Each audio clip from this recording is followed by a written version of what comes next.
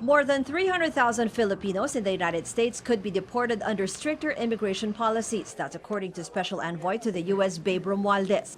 While the Philippines is not included in U.S. President Trump's executive order banning the entry of citizens from 7 predominantly Muslim countries, Romualdez warns Filipinos in the U.S. could be affected by an intensified crackdown against illegal immigrants.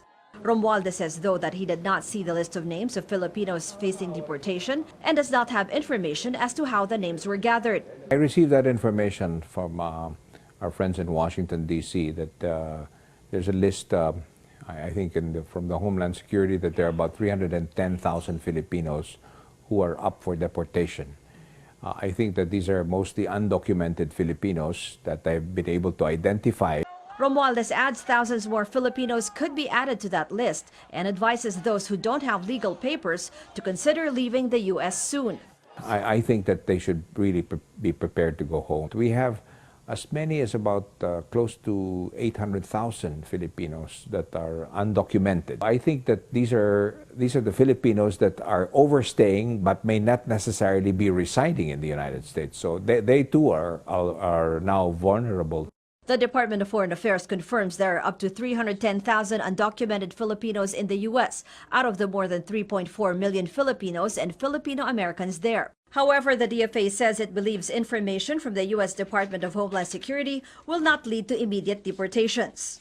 The National Alliance for Filipino Concerns has been joining protests in California and New York against Trump's immigration policies. They say the threat against undocumented Filipinos in the U.S., which according to them could reach up to 1 million, is real, especially since Trump, in one of his speeches prior to the U.S. presidential campaign, named the Philippines as among terrorist nations whose citizens should not be allowed to enter the U.S. Used parang anti-immigrant words and sentiments and has scapegoated immigrants for what's happening in the U.S. So my fear po na, anytime their families can get deported, especially those who are undocumented. Following President Duterte's cue, his spokesperson says Filipinos in the U.S. should abide by Trump's policies. The president had also said earlier he will not lift a finger to help undocumented Filipinos in the U.S.